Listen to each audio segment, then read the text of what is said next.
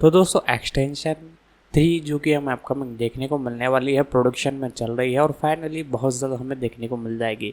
तो इससे मूवी की पूरी जानकारी आपको बताएगी, इसकी releasing, pre production, releasing, casting, fact, detail update के बारे में। तो वीडियो को लाइक कीजिएगा, चैनल को सब्सक्राइब कर बेल आइकन दबाकर इसे ऑल पर सेट कर दीजिएगा ताकि हमारी जितनी भी अपकमिंग वीडियो जो है वो आप तक पहुँचती रहे। ज़्यादा से ज़्यादा हो सके तो वीडियो को शेयर कीजिएगा। तो इसके बारे में हम जानना चालू करते हैं। अमेरिकी एक्शन थ्रिलर फिल्म है जिसका निर्देशन सैम हारग्रेव ने किया है और जो रूसो ने लिखा है। यह Andy Parks, Joe Russo, Anthony Russo, Fernando Leon Gonzalez और एरिक स्किलमैन के ग्राफिक उपन्यास स्यूदाद पर आधारित है। यह एक सट्रैक्शन का सीक्वल है जिसमें क्रिस हेम्सवर्थ, गोल्शिफ्ते फराहानी और एडम बेसा ने पहली फिल्म से अपनी भूमिकाएं दोहराई है, जबकि टॉर्निके गोग्रिचियानी, टॉर्निके बिजावा, Tintin दल्किशविली, Daniel Bernhard, Olga Kurylenko और इद्रीस एल्बा प्रमुख भूमिकाओं में दिखाई देते हैं। फिल्म में टाइलर रेक को शुरू में जॉर्जिया की जेल से एक अपमानजनक अपराध प्रभु के परिवार को बचाने के लिए काम पर रखा गया है। पहली फिल्म की सफल शुरुआत के बाद नेटफ्लिक्स ने मई 2020 में सीक्वल की घोषणा की जिसमें जो रूसो लेखन के लिए वापस लौटे, हारग्रेव निर्देशन के लिए वापस लौटे और हेम्सवर्थ मुख्य भूमिका में लौटे। दिसंबर तक जो और उनके भाई एंथनी को उम्मीद थी कि सीक्वल में किरदारों को इतना विकसित किया जाएगा कि एक सिनेमाई ब्रह्मांड शुरू हो सके। फिल्मांकन सितंबर 2021 में सिडनी में शुरू होने वाला था, लेकिन कोविड-19 महामारी के कारण इसमें देरी हुई और अंततः नवंबर में प्राग में शुरू हुआ, अप्रैल 2022 में वेना में समाप्त होने से पहले। रूसो, हारग्रेव और हेम्सवर्थ की वापसी के अलावा हेनरी जैकमैन और एलेक्स बेल्चर स्कोर बनाने के लिए वापस आए। एक्सट्रैक्शन 2 को नेटफ्लिक्स द्वारा 16 जून 2023 को रिलीज किया गया, जिसे इसके अभिनय, एक्शन दृश्यों और तकनीकी पहलुओं के लिए आलोचकों से सकारात्मक समीक्षा मिली। कथानक: ढाका में पिछले मिशन में बमुश्किल बचने के बाद टाइलर रेक भाड़े के काम से रिटायर होकर ऑस्ट्रिया में एक केबिन में जाकर आराम करता है। बाद में टाइलर के पास एक अजनबी आता है और उसे टाइलर की पूर्व पत्नी मिया की बहन केतेवन और उसके 2 बच्चों सैंड्रो और नीना को बचाने के लिए कहता है। केतेवन ने डेविड रेडियानी से शादी की, जो जॉर्जिया के सबसे बड़े अपराध सिंडिकेट नागाजी के सहनेताओं में से एक था, जिसे डेविड ने अपने भाई जुराब के साथ मिलकर स्थापित किया था। एक डीए एजेंट की हत्या करने के बाद डेविड को कैद कर लिया गया और अमेरिकियों के दबाव के कारण वह बाहर निकलने में असमर्थ था। डेविड केतेवन और उसके बच्चों को उसे छोड़ने से रोकने के लिए जेल में जाने के लिए मजबूर करता है, लेकिन रहने की खराब स्थिति और डेविड के दुर्व्यवहार के कारण केतेवन मिया को मदद के लिए बुलाता है। टाइलर निक और उसके भाई याज को मिशन में शामिल होने के लिए भर्ती करता है। वे रिश्वतखोर गार्ड की मदद से जेल में घुसपैठ करते हैं, लेकिन कैदियों को सतर्क कर दिया जाता है और दंगा शुरू हो जाता है। निकासी के दौरान डेविड टाइलर और केतेवन पर हमला करता है, जिसके परिणामस्वरूप टाइलर डेविड को मार देता है। टाइलर और केतेवन दंगे से लड़ते हैं और एक बख्तरबंद ट्रेन में सवार होते हैं। नागाजी सेना और भ्रष्ट सैनिकों से लड़ने के बाद वे एक विमान के जरिए वेना भाग जाते हैं, लेकिन सैंड्रो, जो अपने पिता को आदर्श मानता था और नागाजी की पंथ जैसी वफादारी से प्रभावित था, गुप्त रूप से जुराब से संपर्क करता है और उनका स्थान बताता है। जुराब और उसके आदमी टाइलर और उसकी टीम को वेना में उनके डीसी टावर्स के सेफ हाउस में ढूंढते हैं और उन पर हमला करते हैं। जुराब के अधिकांश आदमियों को मारने के बाद टीम उसके एक हेलीकॉप्टर में भाग जाती है, लेकिन जुराब याज को घातक रूप से घायल कर देता है। टीम टाइलर के केबिन में वापस आती है, जहां वह और केतेवन मिया से फिर से मिलते हैं। टाइलर मिया से अपने बेटे के कैंसर से मरने से पहले एक मिशन पर जाने के लिए माफी मांगता है। उसे इस बात का अफसोस है कि उसकी आखिरी याद टाइलर का उसे छोड़कर जाना था। जुराब का दाहिना हाथ और चाचा अवटंडिल जुराब को अधिक नुकसान को रोकने और सैंड्रो के लिए एक बेहतर उदाहरण स्थापित करने के लिए बदला लेने से हतोत्साहित करता है। हार मानने से इनकार करते हुए जुराब अवटंडिल को मार देता है और टाइलर से संपर्क करता है, उसे एक चर्च के बगल में पास के हवाई क्षेत्र में मिलने के लिए कहता है। टाइलर हवाई क्षेत्र की ओर जाता है। जुराब सैंड्रो को टाइलर की पिस्तौल लेने के लिए मजबूर करता है, लेकिन सैंड्रो यह महसूस करने के बाद टाइलर को गोली मारने से इनकार कर देता है कि डेविड और जुराब वास्तव में किस तरह के आदमी है। निक आता है और बनियान को निष्क्रिय कर देता है, जबकि टायलर जुराब से लड़ता है और उसे मार देता है। निक और टायलर को पुलिस ने पकड़ लिया और कैद कर लिया। मिया टायलर से मिलती है और उसे बताती है कि केतेवन और उसके बच्चों को सुरक्षात्मक हिरासत में ले जाया गया है, लेकिन उनकी संपत्ति फ्रीज कर दी गई है। टायलर उसे उन्हें $1 मिलियन नकद देने के लिए कहता है, जो उसके केबिन में फर्श के नीचे छिपा हुआ है। मिया टायलर को आश्वासन देती है कि उनका बेटा इस विश्वास के साथ मरा कि उसके पिता एक नायक थे। टायलर और निक को अजनबी से मिलने के लिए जेल से बाहर ले जाया जाता है। भालना। क्रिस हेम्सवर्थ टायलर रेक, एक पूर्व ऑस्ट्रेलियाई SSR ऑपरेटर जो अब ब्लैक ऑप्स का भाड़े का सैनिक बन गया है। गोलशिफ्ते फराहानी निक खान, एक भाड़े का सिपाही और टायलर का साथी। एडम बेसा, याज खान, निक का भाई और निक और टायलर के दल का सदस्य 2। जुराब रेडियानी के रूप में टॉर्निके गोग्रिचियानी 3। डेविड रेडियानी के रूप में टोर्निक बजियावा। टिंटिन डालाकिशविली, केतेवन रेडियानी, मिया की बहन, डेविड की पत्नी, सैंड्रो और नीना की मां 4-3। एंड्रो जाप्रिज्जे सैंड्रो रेडियानी के रूप में डेविड और केटेवन का किशोर बेटा 3। मिरियम और मार्टा कोवजियाशविली नीना रेडियानी के रूप में डेविड और केतेवन की छोटी बेटी 3। दातो बख्ताजे अवतांडिल। डैनियल बर्नहार्ट कॉन्स्टेंटाइन के रूप में 4-3। इराकली क्विरिकाजे इवायन के रूप में। वक्तंग के रूप में लेवन सगीनाशविली 3। जॉर्ज लाशा सरगो के रूप में 3। ओल्गा कुरीलेंको, मिया टायलर की पूर्व पत्नी और केतेवन की बहन 3। इद्रीस एल्बा, अनाम अजनबी के रूप में, जिसे अलकोट के रूप में श्रेय दिया गया है। इसके अतिरिक्त निर्देशक सैम हारग्रेव ने कब्र खोदने वाले की भूमिका निभाई है। उत्पादन विकास। मई 2020 में यह बताया गया कि जो रूसो को फिल्म का सीक्वल लिखने के लिए काम पर रखा गया था, जिसमें सैम हारग्रेव और क्रिस हेम्सवर्थ दोनों की वापसी का इरादा था। 5-6 हेम्सवर्थ को उनकी भागीदारी के लिए $20 मिलियन का भुगतान किया गया था। 7 दिसंबर 2020 में रूसो ब्रदर्स ने कहा कि सीक्वल से परे वे एक्सट्रैक्शन की दुनिया के भीतर सेट फिल्मों की एक श्रृंखला विकसित करने की उम्मीद करते हैं, ताकि न केवल पहली फिल्म में पेश किए गए कुछ पात्रों का पता लगाया जा सके, बल्कि संभावित रूप से एक सिनेमाई ब्रह्मांड लॉन्च किया जा सके। जनवरी 2021 में यह अफवाह थी कि रूसो भाई रणदीप हुड्डा के किरदार साजू के लिए एक मूल कहानी पर भी काम कर रहे थे। फिल्माने।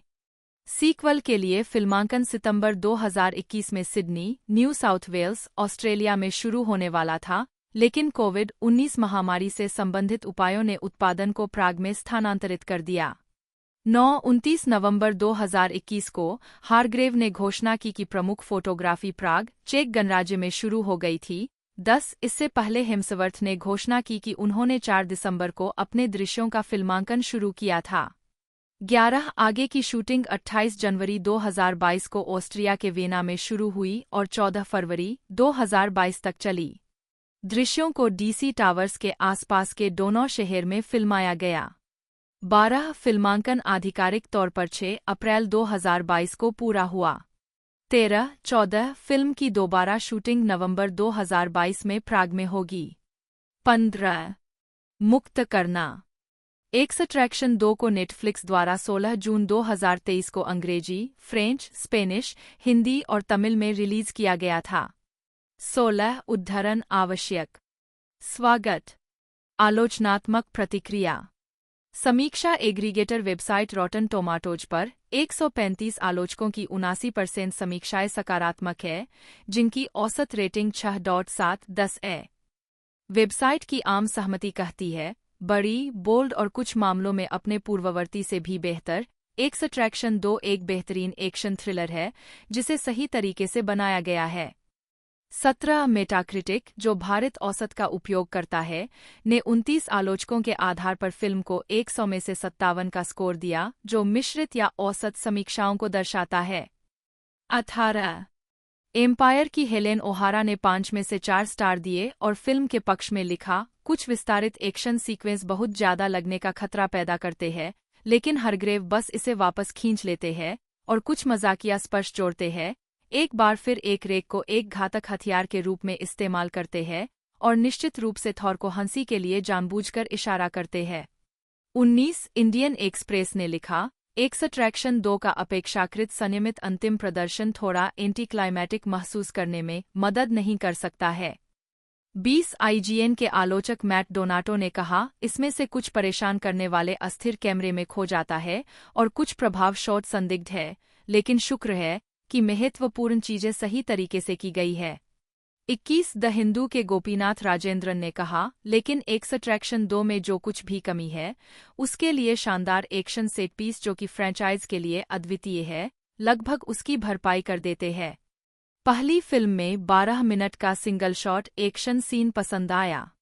सीक्वल में उसी तरह का 21 मिनट का सीन है। 22 द गार्डियन के पीटर ब्रैडशॉ ने 5 में से 1 स्टार दिया और कहा, पहला एक्सट्रैक्शन काफी मनोरंजक था लेकिन यह नया सिर्फ पैसे निकालने के बारे में है। 23 एक्सट्रैक्शन 2 को 6वें Hollywood Critics Association Midseason film awards में सर्वश्रेष्ठ स्टंट के लिए नामांकित किया गया था। 24 परिणाम जून 2023 में नेटफ्लिक्स टूडम फेस्टिवल में घोषणा की गई कि एक्सट्रैक्शन 3 पर काम चल रहा है। कंपनी ने एक्सट्रैक्शन को एक फ्रेंचाइजी के रूप में पहचाना है, आधिकारिक लोगों का खुलासा किया गया। क्रिस हेम्सवर्थ अपनी भूमिका को फिर से निभाएंगे, जबकि सैम हार्ग्रेव फिल्म का निर्देशन करेंगे।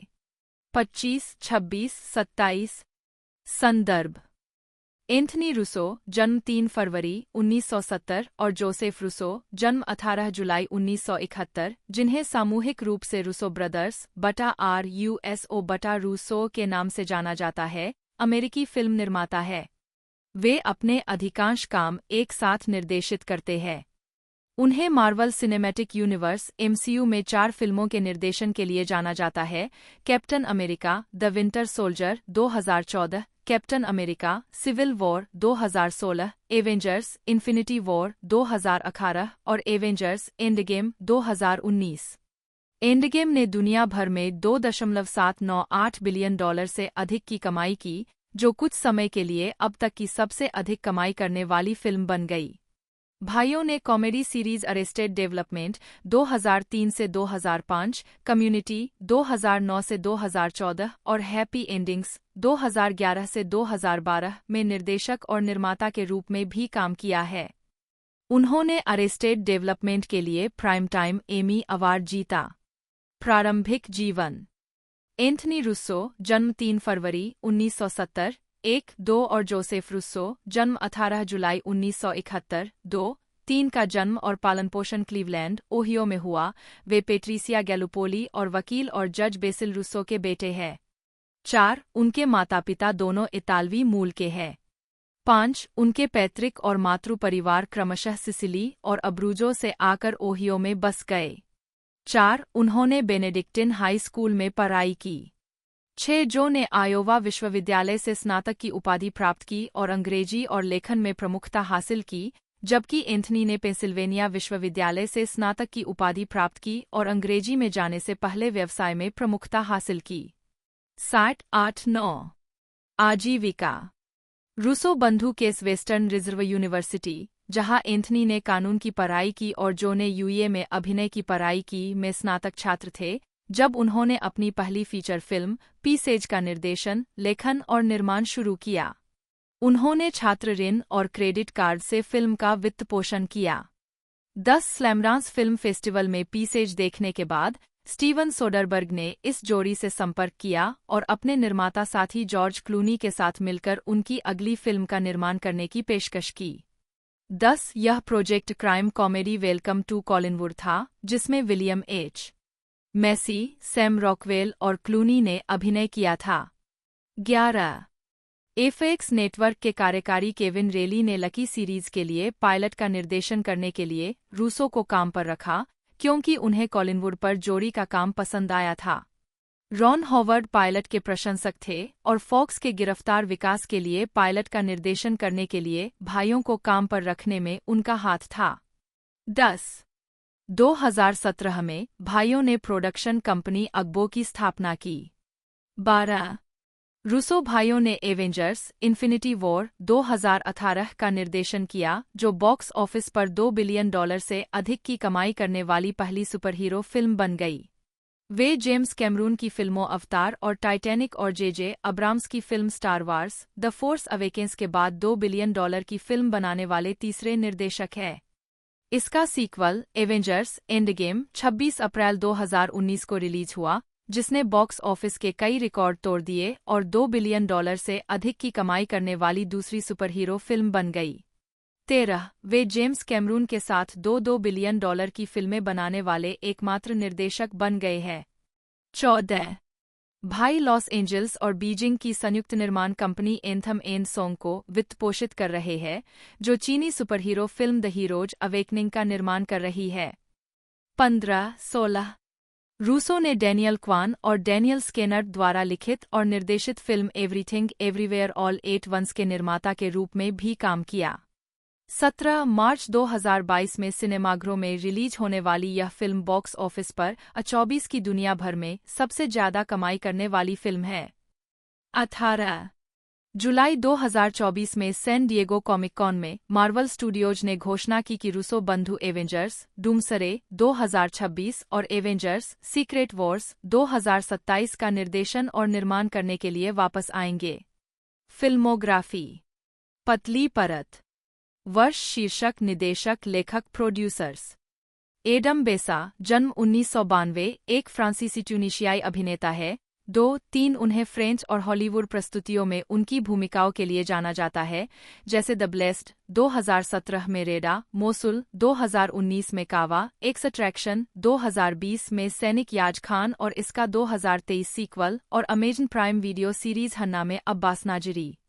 हरका 2022 में अपने प्रदर्शन के लिए उन्होंने 2022 के कान फिल्म समारोह में सर्वश्रेष्ठ प्रदर्शन के लिए अनसर्टेन रिगार्ड पुरस्कार जीता। जीवनी बेसा का जन्म 1992 में ग्रास एक फ्रांस में हुआ था। 2 उनकी मां इतालवी ट्यूनीशियाई और पिता ट्यूनीशियाई थे। 4 बेसा फ्रेंच, अरबी, अंग्रेजी और इतालवी बोलती है। 5 बेसा ने लॉ स्कूल छोड़ने और सिनेमा के प्रति अपने लंबे समय के जुनून को आगे बढ़ाने का फैसला किया। उन्होंने अभिनय पर कुछ किताबें खरीदीं और खुद को सिखाना शुरू कर दिया। 2 उन्होंने 2011 से 2012 तक पेरिस के एक थिएटर स्कूल जीन पेरीमोनी 6 में अध्ययन किया। 5 लेकिन उन्हें यह अनुभव पसंद नहीं आया। 7 उन्होंने अभ्यास में जो प्रस्तावित किया वह बहुत सिनेमाई था और उन्हें बताया गया कि उन्होंने बहुत कम दिखाया और पर्याप्त अभिव्यंजक नहीं थे, इसलिए उन्होंने नौकरी छोड़ दी और एक रियल एस्टेट एजेंट के रूप में काम करने के लिए मार्सिले वापस चले गए और फिर एक मछली विक्रेता के रूप में उनका दूसरा जुनून। 7 कुछ समय बाद एक दोस्त ने उन्हें एक लघु फिल्म में अभिनय करने के लिए कहा। 7 उन्होंने 2010 में ओलिवियर आंद्रे द्वारा निर्देशित ले रिपोर्ट होम फेम। 8 2015 में उन्होंने साइमन जी म्यूएलर द्वारा निर्देशित romantic thriller of sound mind में जेसन की भूमिका निभाई। 9 2017 में उन्होंने सोफिया जामा की द ब्लेस्ड में रेडा के रूप में अभिनय किया। फिल्म में अपने प्रदर्शन के लिए वह सबसे होनहार अभिनेता के लिए सेसर पुरस्कार के लिए प्रतिस्पर्धा करने के लिए चुने गए युवा अभिनेताओं में से एक थे, लेकिन उन्हें नामांकन नहीं मिला। 10 बेसा ने द ब्लेस्ड में अभिनय करने के बाद भी मार्सिले में एक मछुआरे के रूप में काम करना जारी रखा, क्योंकि वह पेरिस में बसना नहीं चाहता था, जहां वह अच्छा महसूस नहीं करता था और बर्बाद हो रहा था। 7 2019 में उन्होंने अरबी भाषा की अमेरिकी युद्ध फिल्म मोसुल में पुलिस अधिकारी कावा की भूमिका निभाई, जिसे मैथ्यू माइकल कार्नाहन ने निर्देशित किया और यह 2016 की मोसुल की लड़ाई पर आधारित थी। 11 2020 में उन्होंने सैम हैरग्रेव द्वारा निर्देशित अमेरिकी युद्ध फिल्म एक्सट्रैक्शन में भाड़े के सैनिक याज खान की भूमिका निभाई। 2 उन्होंने 2023 की अगली कड़ी एक्सट्रैक्शन 2 में अपनी भूमिका दोहराई। 2021 में वह अमेजन प्राइम वीडियो सीरीज हैना के सीजन 3 के 5 एपिसोड में अब्बास नाजिरी के रूप में दिखाई दिए।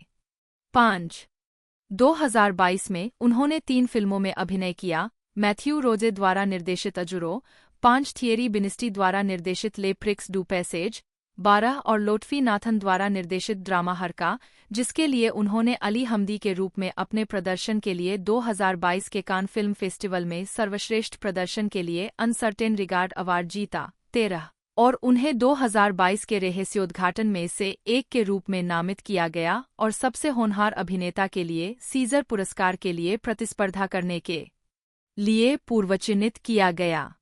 14 बेसा अगली बार मरियम जुबूर की film who do I belong to में ए लैंड में अभिनय करेंगी, जो एक अलग ट्यूनीशियाई गांव में एक मां और बेटी के बारे में एक फिल्म है। 15 फिल्मोग्राफी विशेष रूप से प्रदर्शित चलचित्र वर्ष शीर्षक भूमिका निदेशक 2010 ले रपोर्ट होमे फेम में ओलिवियर आंद्रे 2013 लेस मोइटेस क्लेयर फोंटेकेव 2015 स्वस्थ मन का जेसन साइमन जी म्यूएलर 2017 धन्य Reda Sofia Jama 2019 Mosul Kawa Matthew Michael Carnahan 2020 निष्कर्षण याज खान सैम हारग्रेव 2021 उत्कृष्ट fashion Abdel Sylvie Ohayon 2022 Azuro Costa Matthew Roze Harka Ali Hamdi Lotfy Nathan Le Prix du Passage Walid Thierry Binisti रहवाड़ Farhani फारसी जन्म 10 जुलाई 1983, जिन्हें पेशेवर रूप से गोलशिफ्ते Farhani के नाम से जाना जाता है, एक ईरानी और फ्रांसीसी अभिनेत्री है। उन्हें M for mother 2006, body of lies 2008, about Elly 2009, the patience stone 2012, Paterson 2016, girls of the sun 2018, extraction 2020 और इसके सीक्वल एक्सट्रैक्शन 2 2023 और इन्वेजन 2021 वर्तमान में उनके अभिनय के लिए जाना जाता है। उन्हें 2014 के सीजर अवार्ड्स में द पेशेंस स्टोन के लिए मोस्ट प्रॉमिसिंग एक्ट्रेस अवार्ड के लिए नामांकित किया गया था। प्रारंभिक जीवन फराहानी 2006 में फराहानी का जन्म ईरान के तेहरान में हुआ था। वह बेहजाद फराहानी एक थिएटर निर्देशक और अभिनेता और फीमे रहीम निया की बेटी है। उनकी बहन अभिनेत्री शगायक फराहानी है। 2 गोलशिफ्तेह ने 5 साल की उम्र में संगीत और पियानो का अध्ययन करना शुरू किया और बाद में तेहरान में एक संगीत विद्यालय में प्रवेश लिया। 14 साल की उम्र में उन्हें दारिश मेहरजूई की द पियर ट्री में मुख्य भूमिका के लिए चुना गया, जिसके लिए उन्होंने तेहरान में 16वें फजर अंतर्राष्ट्रीय फिल्म महोत्सव के अंतर्राष्ट्रीय खंड से सर्वश्रेष्ठ अभिनेत्री के लिए क्रिस्टल रॉक जीता। 3 आजीविका फरहानी ने ड्रामा अबाउट एली में अभिनय किया, जिसने 2009 के ट्रिबेका फिल्म फेस्टिवल में सर्वश्रेष्ठ पिक्चर और बर्लिन अंतर्राष्ट्रीय फिल्म फेस्टिवल में सिल्वर बियर जीता। Hollywood film body of lies में उनकी उपस्थिति के कारण, जिसे ईरानी अधिकारियों ने अमेरिकी प्रचार के साथ सहयोग के रूप में देखा और फरहानी के बिना हिजाब की उपस्थिति के कारण इस्लामी कानून का उल्लंघन किया, उन्हें 2009 से ईरान में लौटने और काम करने की अनुमति नहीं दी गई और तब से वे फ्रांस में रहती है। 4 फरहानी ने अतीक रहीमी द्वारा उनके उपन्यास पर आधारित द पेशेंस स्टोन 2012 में अभिनय किया। इसे अधिकांश समीक्षकों द्वारा अनुकूल रूप से प्राप्त किया गया था। 5 उन्होंने मोस्ट प्रॉमिसिंग एक्टर श्रेणी में 2012 के सीजर अवार्ड वीडियो में भी अभिनय किया।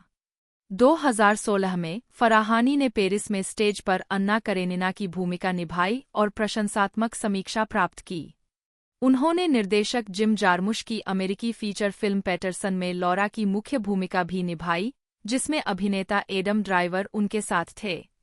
फिल्म को बहुत सकारात्मक समीक्षा मिली। मूवी साइट रॉटन टोमाटोज पर 96% अनुमोदन प्राप्त हुआ।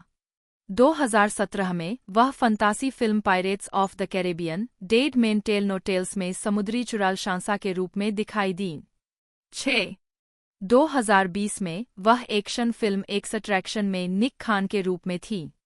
उद्धरण आवश्यक वह निर्देशक दारिश मेहरजूई की फिल्म रूमीज कीमिया में दिखाई देने वाली थी। उद्धरण वांछित, जो सैदेह घोड्स के उपन्यास कीमिया खातून पर आधारित होगी।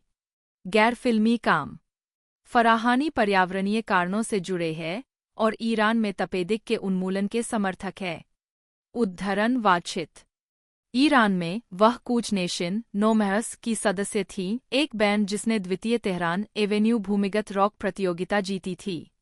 ईरान छोड़ने के बाद से उन्होंने एक अन्य निर्वासित ईरानी संगीतकार मोहसेन नामजू के साथ मिलकर काम किया है। उनका एल्बम ओए अक्टूबर 2009 में रिलीज हुआ था। उद्धरण की आवश्यकता। दिसंबर 2014 में उन्होंने 2014 की वार्षिक स्वतंत्र आलोचकों की सौंदर्य सूची में 6वां स्थान प्राप्त किया। 7 पेरिस जाने के बाद से 8 उन्होंने निर्देशकों रोलान जोफे, हुनर सलीम और मरजाने सत्रापी के साथ काम किया है और 63वें लोकार्नो फिल्म फेस्टिवल में अंतर्राष्ट्रीय जूरी की सदस्य थीं। फरहानी, जिन्हें अंतर्राष्ट्रीय फिल्मों में अभिनय करते समय हिजाब पहनने से इनकार करने के कारण 2008 से ईरान से निर्वासित किया गया है, ने सार्वजनिक रूप से महसा अमीनी विरोध का समर्थन किया है। 9-10-28 अक्टूबर 2022 को ब्रिटिश रॉक बैंड कोल्डप्ले ने फरहानी को ब्यूनस आयर्स के रिवर प्लेट स्टेडियम में बैंड के संगीत कार्यक्रम में शेरविन हाजीपुर के बराए के कवर के साथ प्रदर्शन करने के लिए आमंत्रित किया, जिसे विरोध प्रदर्शनों का गान बताया गया है। बैंड के music of the spheres world tour के लैटिन अमेरिका चरण के दौरान 2 रात केवल लाइव इवेंट सिनेमा स्पेशल के हिस्से के रूप में संगीत कार्यक्रम को 70 से अधिक देशों में 3,500 से अधिक सिनेमाघरों में लाइव प्रसारित किया गया था। 11 विवाद। गोलशिफ्ते फराहानी बीबीसी फारसी के साथ एक साक्षात्कार के दौरान अमेरिकी फिल्म बॉडी ऑफ लाइज में फरहानी की उपस्थिति के बाद यह बताया गया कि ईरानी सरकारी अधिकारियों ने उन्हें ईरान छोड़ने से रोक दिया था। 2 हालांकि उनके सहयोगियों ने इसका खंडन किया और वह फिल्म के अमेरिकी प्रीमियर में दिखाई दी। 12 ईरान में उनका आखिरी फिल्म प्रदर्शन असगर फरहादी द्वारा निर्देशित अबाउट एली में था। 4 जनवरी 2012 में यह बताया गया कि फ्रांसीसी पत्रिका मैडम फिगारो में नग्न पोज देने के बाद फरहानी का अपने मूल ईरान में स्वागत नहीं किया जाएगा। 13 ब्रिटेन के डेली टेलीग्राफ के अनुसार ईरानी सरकारी अधिकारियों ने उनसे कहा, ईरान को आपके जैसे अभिनेताओं या कलाकारों की आवश्यकता नहीं है। आप अपनी कलात्मक सेवाएं कहीं और दे सकते हैं। 14 उनके फेसबुक पेज पर शूट की एक तस्वीर ने उनके व्यवहार के बारे में जीवंत बहस शुरू कर दी। 15 वह जीन बैप्टिस्ट मोंडिनो की एक छोटी black and white film corps 8 ames bodies and souls में भी टॉपलेस दिखाई दी। 16 उन्होंने एगोइस्ट कवर और संपादकीय के लिए पाओलो रोवर्सी द्वारा ली गई पूरी तरह से नग्न तस्वीरों के लिए भी पोज दिया। डैनियल बर्नहार्ट, जन्म 31 अगस्त 1965, एक स्विस अभिनेता, स्टंटमैन, मार्शल कलाकार और पूर्व मॉडल है। उन्हें विभिन्न एक्शन फिल्मों में उनके काम के लिए जाना जाता है। उन्होंने martial art film Bloodsport 2 the next Kumite 1996 में प्रमुख भूमिका में अपने अभिनय की शुरुआत की और इसके 2 सीक्वल ब्लडस्पोर्ट 3 1997 और ब्लडस्पोर्ट 4 द डार्क कुमाइट 1999 में दिखाई दिए। खलनायक के किरदार निभाने के लिए भी जाने जाने वाले वे द कटर 2005 में चक नॉरिस के साथ, किल एम ऑल 2017 में Jean Claude Van Damme, escape plan, the extractors 2019 में सिल्वेस्टर स्टेलोन और द मैट्रिक्स रीलोडेड 2003 और जॉन विक 2014 में कीनू रीव्स के साथ दिखाई दिए। उन्होंने इसी नाम के फाइटिंग वीडियो गेम पर आधारित short-lived television series मॉर्टल combat conquest 1998 से 99 में सिरो के रूप में भी अभिनय किया। उन्होंने क्रीड 2 2018 और नोबॉडी 2021 सहित विभिन्न प्रस्तुतियों पर एक स्टंट परफॉर्मर और फाइट कोरियोग्राफर के रूप में भी काम किया है। Bernhard black belt hall of fame के सदस्य हील चो के तहत ताइक्वोंडो में ब्लैक बेल्ट है। दोनों ने ब्लडस्पोर्ट 2 में भी साथ अभिनय किया था।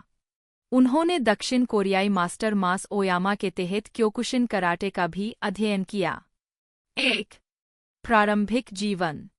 बर्नहार्ट का जन्म 1965 में बर्न के कैंटन इटिगेन में हेडी और होर्स्ट बर्नहार्ट के घर हुआ था। उन्होंने 15 साल की उम्र में मार्शल आर्ट का अध्ययन करना शुरू किया, जिसे कुंग फू और किकबॉक्सिंग से मिलकर बनी कुछ चीजें कहा जाता है। 2 बाद में उन्होंने हील चो के तहत ताइक्वांडो और मास ओयामा के तहत क्योकुशिन कराटे में ब्लैक बेल्ट हासिल की। 1 पेरिस में वे डोमिनिक वेलेरा के शिष्य थे। 3 उन्होंने मुक्केबाजी, जूडो और ब्राजीलियाई जिउ-जित्सु का भी अध्ययन किया है। 3. अपने अभिनय करियर से पहले बर्नहार्ट ने एक आर्किटेक्चर फर्म में काम किया और पेरिस और न्यूयॉर्क में एक शीर्ष मॉडल थे। उन्होंने क्लाउड मोंटाना, थियरी मुगलर, ह्यूगो बॉस और वर्साचे के लिए काम किया। 2. फिल्मी दुनिया से उनका पहला परिचय 1992 में हुआ, जब उन्हें मार्शल आर्ट थीम वाले वर्साचे विज्ञापन अभियान में दिखाया गया, जिसमें जीन क्लाउड वैन डेम भी शामिल थे। 4. बाद में वे फिल्मी करियर बनाने के लिए लॉस एंजल्स चले गए। 4. आजीविका। अभिनय। बर्नहार्ट ने ब्लडस्पोर्ट 2, द नेक्स्ट कुमाइट 1996 में प्रमुख भूमिका में अपने अभिनय की शुरुआत की। 5. जो 1988 की Jean Claude Van Damme film की अगली कड़ी थी। वह इसके 2 सीक्वल में भी दिखाई दिए और Future War 1997, True Vengeance 1997, Perfect Target 1997, G2 Mortal Conquest 1999, Black Sea Raid 2000 और ग्लोबल इफेक्ट 2002 में अभिनय किया। 1998 से 1999 तक उन्होंने टीवी सीरीज मॉर्टल कॉम्बैट कॉन्क्वेस्ट में अभिनय किया। 2003 में वह द मैट्रिक्स रीलोडेड 2003 में एजेंट जॉनसन के रूप में दिखाई दिए। 1 और 2005 में वह द कटर में चक नॉरिस के साथ दिखाई दिए। 2013 में उन्होंने पार्कर 2013 में जेसन स्टैथम के साथ अभिनय में वापसी की और the hunger games catching fire 2013 में डिस्ट्रिक्ट 9 के पुरुष श्रद्धांजलि के रूप में एक कैमियो किया। उन्होंने 8711 स्टंट टीम के साथ प्रशिक्षण लिया और जॉन विक में रूसी गुर्गे किरिल की भूमिका निभाई और अगले वर्ष उन्होंने ब्रदर्स नामक वॉरियर के रीमेक में mixed martial art fighter Max Potter के रूप में बॉलीवुड में अपनी शुरुआत की। उन्होंने HBO के बैरी के एक विशेष रूप से प्रशंसित एपिसोड में रोनी प्रोक्सिन के रूप में सहाभिनय किया। 6. सितंबर 2020 में यह घोषणा की गई कि बर्नहार्ट द मैट्रिक्स रिसरेक्शंस में एजेंट जॉनसन के रूप में अपनी मैट्रिक्स भूमिका को दोहरा रहे थे। 7. हालांकि उनके दृश्यों को अंतिम फिल्म से काट दिया गया था। उद्धरण आवश्यक। बर्नहार्ट डेथस्टॉकर में शीर्षक चरित्र निभाने के लिए तैयार है, जो 1983 की इसी नाम की पंथ फिल्म का एक आगामी रीमेक है। 8. स्टंट परफॉर्मर के तौर पर बर्नहार्ट के क्रेडिट में a good day to die hard 2013, teenage mutant ninja turtles 2014, captain America civil war 2016, Deadpool 2 2018, Alita battle angel 2019, Hobbs and Shaw 2019 और guardians of the galaxy volume 3 2023 शामिल है। वह क्रीड 2 2018 और नोबॉडी 2021 और द इक्वलाइजर टेलीविजन सीरीज के लिए मुख्य fight trainer और फाइट कोरियोग्राफर थे। व्यक्तिगत जीवन। बर्नहार्ट के 2 भाई हैं, क्लिफ और डर्क। उनकी शादी अभिनेत्री लिसा स्टोथर से हुई है, जिनसे उनकी मुलाकात ब्लडस्पोर्ट द डार्क कुमाइट के सेट पर हुई थी। 9. उनकी एक बेटी भी है। 9. Filmography. Cinema. Bloodsport 2, the next Kumite 1996, Alex Cardo. Bloodsport 3, 1997, Alex Cardo. Future War 1997, The Runaway. True Vengeance 1997, Alan Griffin. Tintin Tina Dalakishvili जॉर्जियाई, जन्म 2 फरवरी 1991, त्बिलिसी, एक जॉर्जियाई अभिनेत्री और मॉडल है। 3. प्रारंभिक जीवन और शिक्षा। 2 फरवरी 1991 को त्बिलिसी में जन्मी, उनका नाम जॉर्जियाई से सनबीम के रूप में अनुवादित किया गया है। पेशे से वह एक लैंडस्केप डिजाइनर है। उसके पास अभिनय की कोई शिक्षा नहीं है। 4-5 आजीविका। डालाकिशविली ने 2010 की फीचर फिल्म थ्रिलर सीजन में शुरुआत की, जिसका निर्देशन दातो बोर्चखाजे ने किया था, और बाद में रेजो गिगिनिशविली की romantic comedy love with an accent में दिखाई दिए। दलाकिशविली लगभग आखिरी क्षण में इस परियोजना में शामिल हुई, क्योंकि शुरुआत में ओक्साना अकिंशीना को लेस्या का किरदार निभाना था। 6-7 फिल्म में निर्देशक अन्ना मेलिकियन की नज़र उन पर पड़ी, जो व्यक्तिगत रूप से जॉर्जिया में युवा अभिनेत्री से मिलने के लिए उड़ान भरी थीं। 8 वह स्टार में भी दिखाई दी। 9-10 2019 की अंग्रेजी भाषा की साइंस फिक्शन बटा फंतासी फिल्म अबीगैल में प्रदर्शित होने के बाद दलाकिशविली वैश्विक प्रसिद्धि हासिल की, जिसमें दलाकिशविली ने शीर्षक भूमिका निभाई है। उन्होंने 2023 की एक्शन फिल्म एक्सट्रैक्शन 2 में भी अभिनय किया है। 11. व्यक्तिगत जीवन।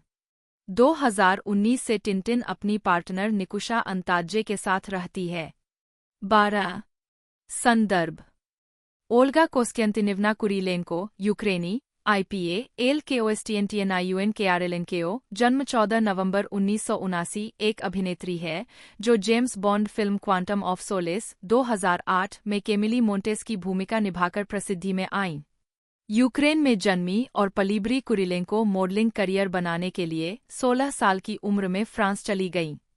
उन्होंने 2004 में अभिनय पर फिर से ध्यान केंद्रित किया और एक्शन थ्रिलर फिल्म हिटमैन 2007 में अपनी सफल भूमिका निभाई। उन्होंने romantic drama film to the Wonder 2012, व्यंग्यात्मक अपराध comedy drama film 7 Psychopaths 2012, post apocalyptic action adventure film Oblivion 2013, राजनीतिक व्यंग्य black comedy film the date of Stalin 2017, adventure comedy film the man who killed Don Quixote 2018, superhero film Black Widow 2021, Netflix spy thriller mini series Treason 2022 और action thriller film extraction 2 2023 में भी अभिनय किया है। प्रारंभिक जीवन। ओल्गा कोस्त्यंतिनिवना कुरीलेंको, एक का जन्म 14 नवंबर 1979, 2 को यूक्रेन के एक बंदरगाह शहर बर्डियांस्क में हुआ था, जो उस समय सोवियत संघ का हिस्सा था। 3 उनके पिता कॉन्स्टेंटिन कुरीलेंको यूक्रेनी मूल के हैं और उनकी मां मरीना एलाबुशेवा जो कला सिखाती है और एक प्रदर्शनकारी कलाकार है, का जन्म रूस के इर्कुत्स्क ओब्लास्ट में हुआ था और वे रूसी और बेलारूसी वंश की है। कुरीलेंको के माता-पिता का तलाक तब हुआ जब वह 3 साल की थीं और उनका पालन-पोषण उनकी मां ने किया। कुरीलेंको का अपने पिता से शायद ही कभी संपर्क हुआ हो, वह उनसे पहली बार 8 साल की उम्र में और बाद में 13 साल की उम्र में अलग होने के बाद मिली। 4-5 आजीविका।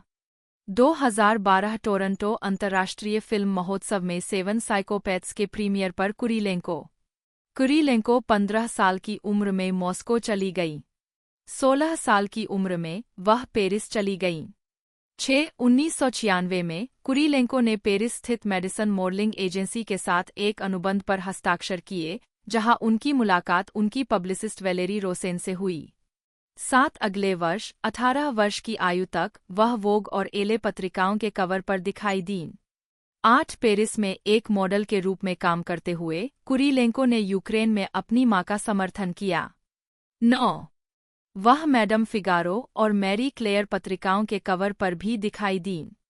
10 वह बेबे, क्लेरेंस और हेलेना रूबिनस्टीन जैसे ब्रांडों का चेहरा बन गईं। 10 उन्होंने रॉबर्टो कैवल्ली और केंजो के लिए मॉडलिंग भी की है। 11 और विक्टोरिया सीक्रेट कैटलॉग में भी दिखाई दीं। 12 1998 में वह फ्रांसीसी राय शैली के गायक फोरेल के संगीत वीडियो टेलीमेन जे ताइमे में दिखाई दीं। उनकी पहली अभिनय प्रस्तुतियों में से एक 2003 में सील के संगीत वीडियो लव्स डिवाइन में थी। 13 लेकिन उनका फिल्मी करियर वास्तव में 2004 में फ्रांस में शुरू हुआ जब उन्होंने अपनी पहली feature film the ring finger की शूटिंग की। 14 जिसके लिए उन्हें 2006 के ब्रुकलिन अंतर्राष्ट्रीय फिल्म समारोह में उनके प्रदर्शन के लिए उत्कृष्टता पुरस्कार का प्रमाण पत्र मिला। इसके बाद उन्होंने पेरिस जे टाइमे 2006 सेगमेंट क्वार्टियर डे ला मेडेलिन में एलिजा वुड के साथ अभिनय किया। उसी वर्ष उन्हें केंजो की नई खुशबू केंजो अमोर का चेहरा बनने के लिए चुना गया। 15 वह इसके बाद के सभी केंजो अमोर विज्ञापनों में दिखाई दी है। उद्धरण की आवश्यकता। कुरीलेंको ने उद्योग में 10 साल से अधिक काम करने के बाद 2006 में मॉडलिंग छोड़ दी और अभिनय में चले गए। 14 2007 में उन्होंने टिमोथी ओलेयो के साथ हिटमैन में अभिनय किया। मैक्स पेन में नताशा के रूप में उनकी एक छोटी भूमिका थी। उन्होंने 2008 की James bond film quantum of solace में बॉन्ड गर्ल केमिली मोंटेस की भूमिका निभाई, ऑडिशन में गैल गैडोट को हराने के बाद। 16 फिल्म में वह बोलिवियाई secret service agent Camille Montes की भूमिका निभाती है, जो एक आतंकवादी संगठन को रोकने और अपने माता-पिता की मौत का बदला लेने के लिए बॉन्ड के साथ मिलती है। 17-18 रूसी राजनेता सर्गेई मालिनकोविच ने कुरीलेंको को एक खुला पत्र लिखा। 19 इसमें उन्होंने कहा, सभी कम्युनिस्टों के नाम पर हम आपसे अपील करते हैं। स्लाव दुनिया के भगोड़े। सोवियत संघ ने आपको मुफ्त शिक्षा, मुफ्त चिकित्सा सेवा दी, लेकिन कोई नहीं जानता था कि आप बौद्धिक और नैतिक विश्वासघात का कार्य करेंगे और बॉन्ड की फिल्म गर्ल बन जाएंगे, जो अपनी फिल्मों में सैकड़ों सोवियत लोगों और अन्य समाजवादी देशों के नागरिकों को मारता है। 19 उन्हें मैक्सिम पत्रिका के अमेरिकी संस्करण के दिसंबर 2008 के अंक के कवर पर चित्रित किया गया था, 20 और मैक्सिम के यूक्रेनी संस्करण के फरवरी 2009 के अंक के कवर पर। 21 यूक्रेन में बर्डियांस्क के मेयर ने 2008 की शुरुआत में उनके नाम पर एक सड़क का नाम रखने का सुझाव दिया था, उद्धरण वांछित, और वह और उनकी मां ने राष्ट्रपति विक्टर युश्चेंको के पारिवारिक देश के घर में यूक्रेन की पहली महिला कतेरीना युश्चेंको से मुलाकात की। 68 2019 में सिडजेस फिल्म फेस्टिवल में कुरीलेंको टेरेंस मालिक की romantic drama film to the wonder में नजर आईं, जिसमें उनके साथ बेन एफ्लेक और रेचल मैकएडम्स थे। फिल्म की शूटिंग 2010 के अंत में बार्टलेसविले, ओक्लाहोमा में की गई थी। 22 वह टॉम क्रूज अभिनीत और जोसेफ कोसिंस्की द्वारा निर्देशित साइंस फिक्शन फिल्म ओब्लिवियन में भी नजर आईं। 23 कुरीलेंको ने जासूसी थ्रिलर नवंबर मैन में एलिस फोर्नियर का किरदार निभाया था। 24 2014 में कुरीलेंको ने ऐतिहासिक drama film the water diviner में रसेल क्रो, जिन्होंने अपना निर्देशन डेब्यू किया, जैकलीन मैकेंजी और जय कर्टनी के साथ अभिनय किया। उन्होंने वैम्पायर अकादमी में हेडमिस्ट्रेस की भूमिका भी निभाई। 2017 में वह आर्मंडो इन्नुची की राजनीतिक व्यंग्य film the date of Stalin में सोवियत पियानोवादक मारिया यूदिना के रूप में दिखाई दी। यह फिल्म एक महत्वपूर्ण सफलता थी और इसमें स्टीव बुसेमी, साइमन रसेल बील, जेसन इस्साक, माइकल पॉलिन और जेफरी टैम्बोर ने अभिनय किया था। अगले वर्ष उन्होंने टेरी गिलियम की महाकाव्य साहसिक film the man who killed Don Quixote 2018 में एडम ड्राइवर और जोनाथन प्राइसे के साथ अभिनय किया, जिसका प्रीमियर 2018 के कान फिल्म समारोह में हुआ। वह द एम्परर ऑफ पेरिस में बैरोनेस रोक्सेन डे गिवर्नी के रूप में और रोवन एटकिंसन के नेतृत्व वाली comedy film Johnny English strikes again 2018 में रूसी जासूस के रूप में भी दिखाई दीं। 2021 में उन्होंने एक्शन थ्रिलर फिल्म सेंटिनेल में अभिनय किया। 25 उसी वर्ष उन्होंने Marvel cinematic universe MCU film Black window में एंटोनिया ड्रेकोव बटा टास्कमास्टर की भूमिका निभाई।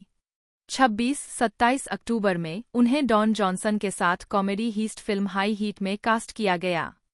28 व्यक्तिगत जीवन। कुरीलेंको ने 2001 में फ्रांसीसी नागरिकता हासिल की। 29 जिसे उन्होंने एक व्यावहारिक निर्णय कहा, क्योंकि यूक्रेनी पासपोर्ट के साथ यात्रा करने के विपरीत बिना वीज़ा के फ्रांसीसी पासपोर्ट के साथ यात्रा करना आसान था। 30 2000 में कुरीलेंको ने फ्रांसीसी फैशन फोटोग्राफर सेड्रिक वैन मोल से शादी की, जिनसे उन्होंने 4 साल बाद तलाक ले लिया। 31 2006 में कुरीलेंको ने अमेरिकी मोबाइल फोन एक्सेसरी उद्यमी डेमियन गैब्रियल से शादी की, जिनसे उन्होंने अगले साल तलाक ले लिया। 32 वह 2009 में लंदन चली गई। 33 34 35 कुरीलेंको का अपने पूर्व साथी, अंग्रेजी अभिनेता और लेखक मैक्स बेनिच से एक बेटा, जन्म 2015 है, जिनसे उनकी मुलाकात 2014 में हुई थी। 36 37 उन्होंने यूक्रेन पर रूसी आक्रमण के दौरान यूक्रेन के लिए समर्थन व्यक्त किया। 38 फिल्मोग्राफी। पतली परत। वर्ष शीर्षक भूमिका निदेशक नोट्स। 2005 अनामिका उंगली आइरिस डायने बर्ट्रेंड। 2006 पेरिस मैं तुमसे प्यार करता हूँ चुराल विंसेंजो नताली खंड क्वार्टियर डे ला मेडेलिन। सर्प सोफिया एरिक बारबियर। 2007 हिटमैन निका बोरोनिना जेवियर जेन्स।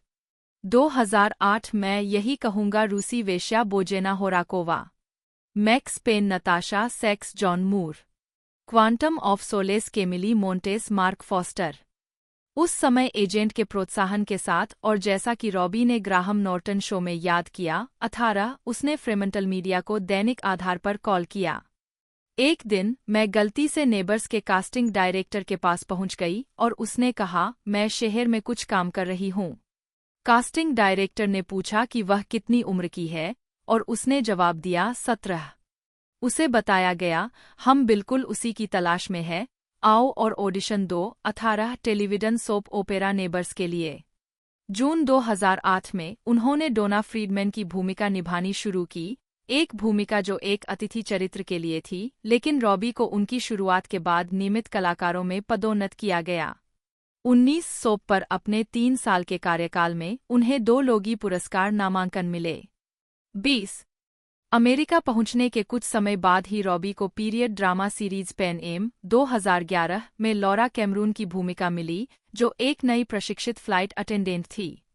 इस सीरीज को उच्च रेटिंग और सकारात्मक समीक्षाओं के साथ प्रीमियर किया गया था, लेकिन रेटिंग गिरने के कारण इसे एक सीजन के बाद रद्द कर दिया गया था। 21-22 2013 से 2015 सफलता। रॉबी अगली बार रिचर्ड कर्टिस की रोमांटिक कॉमेडी अबाउट टाइम 2013 में दिखाई दी, जिसमें डोमनॉल ग्लीसन और रेचल मैकेडम्स सहकलाकार थे।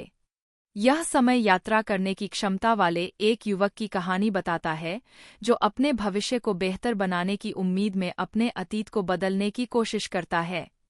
ग्लीसन की अप्राप्य किशोर प्रेम रुचि को निभाने के लिए उसने एक ब्रिटिश उच्चारण अपनाया। 23 फिल्म एक मामूली व्यावसायिक सफलता थी। 24 रॉबी को सफलता उसी वर्ष मार्टिन स्कॉर्सेसे की जीवनी पर आधारित black comedy the wolf of wall street में नायक जॉर्डन बेलफोर्ट की पत्नी नाओमी लापाग्लिया की भूमिका के साथ मिली। भूमिका के लिए अपने ऑडिशन में रॉबी ने एक लड़ाई के दृश्य के दौरान सहकलाकार लियोनार्डो डिकैप्रियो को थप्पड़ मारा, जिसने अंततः उन्हें भूमिका दिलाई। 25-26 आलोचक साशा स्टोन ने रॉबी के प्रदर्शन के बारे में लिखा, वह रेजिंग बुल में कैथी मोरियार्टी के बाद से स्कॉर्सेसे की सबसे अच्छी गोरी बॉम्बशेल खोज है। रॉबी मज़ेदार, कठोर है और वह जिस भी दृश्य में होती है उसमें जान डाल देती है। 27 wolf of wall street box office पर सफल रही, जिसने दुनिया भर में $392 मिलियन की कमाई की, जिससे यह स्कॉर्सेसे की अब तक की सबसे ज्यादा कमाई करने वाली फिल्म बन गई। 28 रॉबी को सर्वश्रेष्ठ ब्रेकथ्रू प्रदर्शन के लिए MTV मूवी अवार्ड के लिए नामांकित किया गया और उन्होंने सर्वश्रेष्ठ नवागंतुक के लिए एम्पायर अवार्ड जीता। 29 2015 सैन डिएगो कॉमिक कॉन में रॉबी। बाद में उन्होंने कहा कि फिल्म से मिली प्रसिद्धि और ध्यान ने उन्हें अभिनय छोड़ने पर विचार करने के लिए प्रेरित किया, लेकिन उनकी मां उनके पेशे के बारे में दार्शनिक थी और उन्होंने उन्हें समझाया कि शायद छोड़ने के लिए बहुत देर हो चुकी थी। वह पूरी तरह से समझ गई और उस पर कायम रही। 30 अधिक महिला केंद्रित परियोजनाओं का निर्माण करने के उद्देश्य से रॉबी और उनके भावी पति टॉम एकरले और उनके संबंधित लंबे समय के दोस्त सोफिया केर और जोसी मैकनामारा ने अपनी खुद की production company lucky chap entertainment शुरू की। कंपनी की स्थापना 2014 में हुई थी और इसका नाम चार्ली चैपलिन से प्रेरित था। 6 रॉबी 2015 में रिलीज हुई 4 फिल्मों में नजर आईं। इनमें से पहली ग्लेन फिकारा और जॉन रिक्वा की $158.8 मिलियन की कमाई वाली romantic comedy drama film focus में विल स्मिथ के साथ थी। फिल्म में उन्होंने स्मिथ के चरित्र से शिल्प सीखते हुए एक अनुभवहीन ठग की भूमिका निभाई। उन्होंने इस भूमिका के लिए अपोलो रॉबिन से जेबकतरी करना सीखा। 31-32 फिल्म की समीक्षाएं आमतौर पर मिश्रित थी, लेकिन रॉबी के प्रदर्शन की प्रशंसा की गई। रोलिंग स्टोन के पीटर ट्रेवर्स ने लिखा, रॉबी अद्भुत है और फिर कुछ। यहाँ तक कि जब फोकस लड़खड़ाता है, वह जीत का हाथ बंटाती है। 33 उन्हें 68वें ब्रिटिश एकेडमी फिल्म अवार्ड्स। 34 उनकी अगली उपस्थिति मिशेल विलियम्स और क्रिस्टिन स्कॉट थॉमस के साथ सॉल डिब की युद्ध रोमांटिक ड्रामा स्वीट फ्रैंकाइज में थी, जो कि इरेन नेमिरोव्स्की के 2004 के इसी नाम के उपन्यास के दूसरे भाग पर आधारित फिल्म थी। फिल्म में उन्होंने द्वितीय विश्व युद्ध के दौरान फ्रांस पर जर्मन कब्जे के दौरान एक जर्मन सैनिक के प्यार में पड़ने वाली महिला की भूमिका निभाई थी, एक ऐसी भूमिका जिसे हॉलीवुड रिपोर्टर की लेस्ली फेलपेरिन ने अंडरराइटेड पाया। 35 मार्गोट एलिस रॉबी बटा एमआरओ आरबीआई बटा एमएआर गौरव ई जन्म 2 जुलाई 1990 एक ऑस्ट्रेलियाई अभिनेत्री और निर्माता है। उनके काम में ब्लॉकबस्टर और स्वतंत्र दोनों तरह की फिल्में शामिल हैं और उनके पुरस्कारों में 3 अकादमी पुरस्कार, 6 बाफ्टा पुरस्कार और 4 गोल्डन ग्लोब पुरस्कार शामिल हैं। टाइम ने उन्हें 2017 में दुनिया के 100 सबसे प्रभावशाली लोगों में से एक बताया और फोर्ब्स ने उन्हें 2023 में दुनिया की सबसे ज्यादा कमाई करने वाली अभिनेत्री बताया। क्वींसलैंड में जन्मी और पली रॉबी ने अपने करियर की शुरुआत 2008 में टेलीविजन सीरीज नेबर से की, जिसमें वह 2011 तक नियमित रहीं। संयुक्त राज्य अमेरिका जाने के बाद उन्होंने टेलीविजन सीरीज पेन एम 2011 से 2012 का नेतृत्व किया और 2013 में मार्टिन स्कॉर्सेसे की comedy film the wolf of wall street से उन्हें सफलता मिली। उन्होंने द लीजेंड ऑफ टार्जन 2016 में जेन पोर्टर की भूमिका और सुसाइड स्क्वाड 2016 से शुरू होने वाली डीसी एक्सटेंडेड यूनिवर्स फिल्मों में हार्ले क्विन की भूमिका निभाकर व्यापक पहचान हासिल की। रॉबी को बायोपिक आई टोन्या 2017 में फिगर स्केटर टोन्या हार्डिंग की भूमिका के लिए सर्वश्रेष्ठ अभिनेत्री के लिए अकादमी पुरस्कार के लिए आलोचकों की प्रशंसा और नामांकन मिला। मैरी क्वीन ऑफ स्कॉट्स 2018 में queen Elizabeth I, once upon a time in Hollywood 2019 में शेरोन टेट और बॉम्बशेल 2019 में फॉक्स न्यूज कर्मचारी के रूप में उनके प्रदर्शन के लिए यह प्रशंसा जारी रही। इनमें से आखिरी ने उन्हें सर्वश्रेष्ठ सहायक अभिनेत्री के लिए अकादमी पुरस्कार के लिए नामांकन दिलाया। रॉबी ने तब से पीरियड फिल्म बेबीलोन 2022 में एक महत्वाकांक्षी अभिनेत्री और फंतासी कॉमेडी बार्बी 2023 में टाइटैनिक फैशन डॉल के रूप में अभिनय किया है, जो उनकी सबसे ज्यादा कमाई करने वाली रिलीज बनकर उभरी। रॉबी और उनके पति फिल्म निर्माता टॉम एकरले ने 2014 में production company lucky chap entertainment की सह-स्थापना की, जिसके तहत उन्होंने कई फिल्मों का निर्माण किया है, जिनमें आई Tonya, promising young woman 2020, Barbie और साल्टबर्न 2023 शामिल है। साथ ही हुलू सीरीज डॉल्फिस 2019 से 2022 और नेटफ्लिक्स मिनी सीरीज मेड 2021 भी शामिल है। प्रारंभिक जीवन और शिक्षा। मार्गोट एलिस रॉबी का जन्म 2 जुलाई 1990 को क्वींसलैंड के डाल्बी में पूर्व फार्म मालिक और गन्ना व्यवसायी डग रॉबी और फिजियोथेरेपिस्ट सारी केसलर के घर हुआ था। 1, 2, 3 वह 4 बच्चों में दूसरी सबसे छोटी है। बड़ी भाई बहन अन्या और लैचलन और छोटा भाई कैमरन है। 4, 5 जब वह 5 साल की थी तब उनके माता पिता अलग हो गए। 6 रॉबी और उनके भाई बहनों का पालन पोषण उनकी एकल माँ ने किया और उनका अपने पिता से बहुत कम संपर्क था। परिवार ने रॉबी के पालन पोषण का अधिकांश समय उसके दादा दादी के करुम्बिन वैली फार्म 7 में गोल्ड कोस्ट के भीतरी इलाके में बिताया। 8, 9 एक ऊर्जावान बच्ची, रॉबी अक्सर अपने घर में शो करती थी।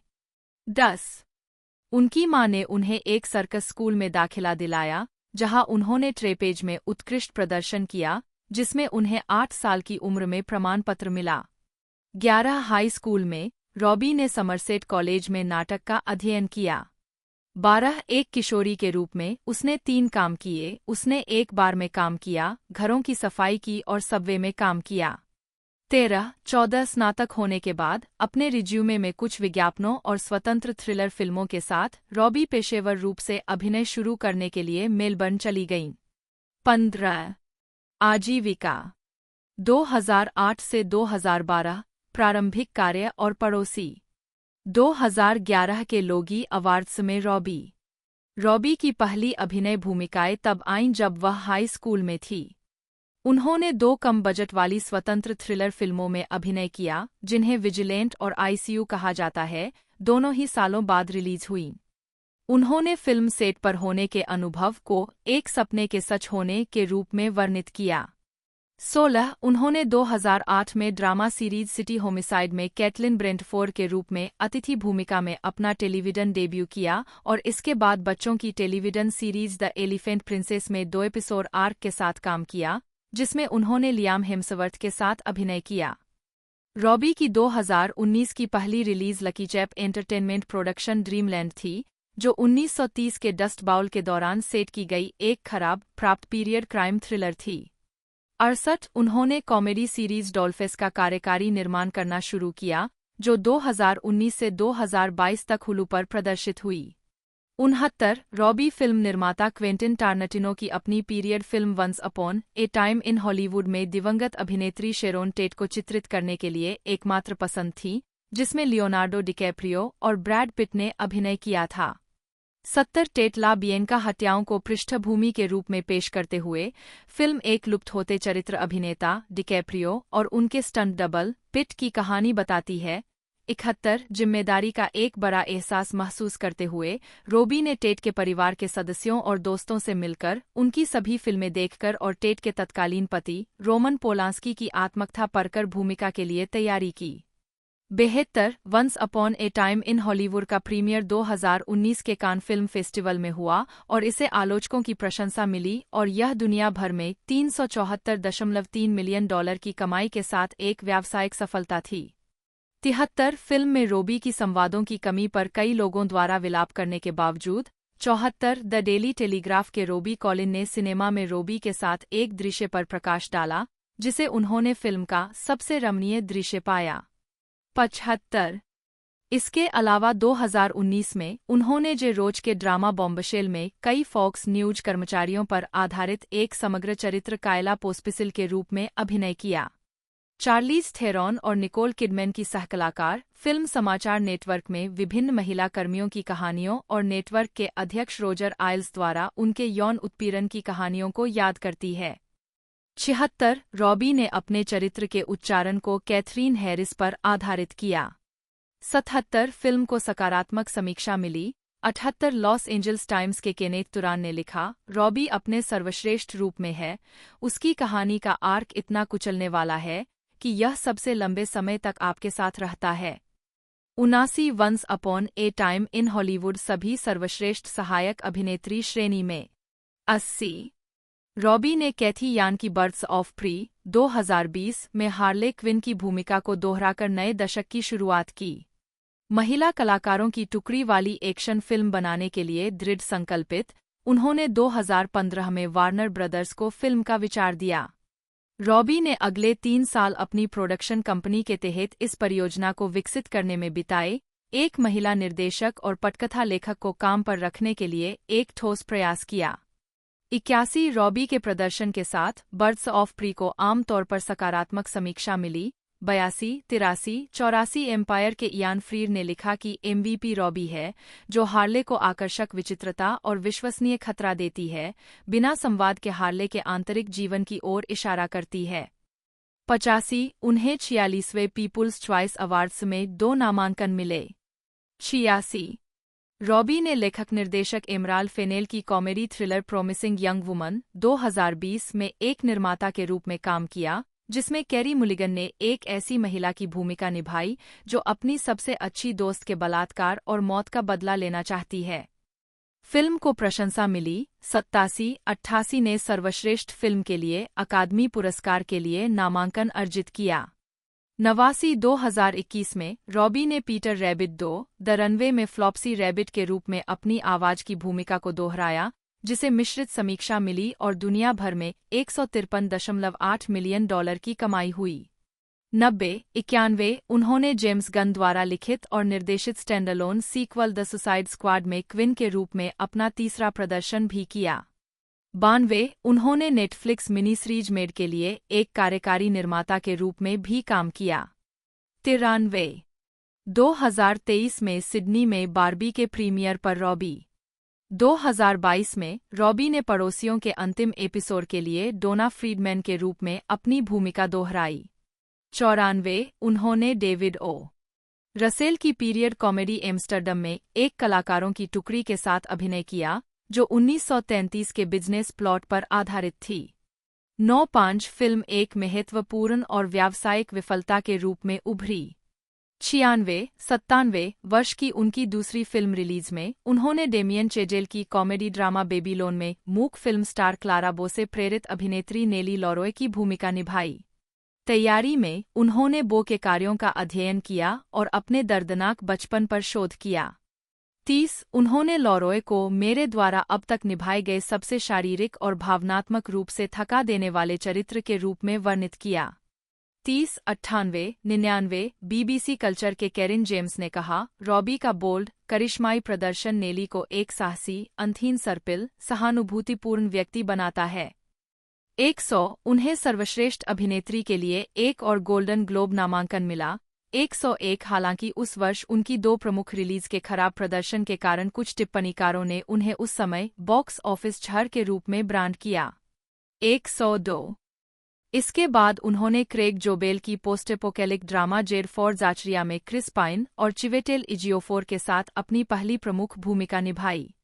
आंशिक रूप से रॉबर्ट सी ओब्रायन की इसी नाम की पुस्तक पर आधारित यह फिल्म इन बर्डन रॉबी का अनुसरण करती है, क्योंकि वह खुद को एक आपदा के अंतिम ज्ञात बचे लोगों के साथ भावनात्मक रूप से आवेशित प्रेम त्रिकोण में पाती है, जो सभ्यता के अधिकांश भाग को मिटा देती है। फिल्म की तैयारी में रॉबी ने अपने बालों को भूरा रंग दिया और अपलाचियन लहजे में बोलना सीखा। 36 फिल्म को सकारात्मक समीक्षा मिली और रॉबी के प्रदर्शन की व्यापक रूप से प्रशंसा की गई।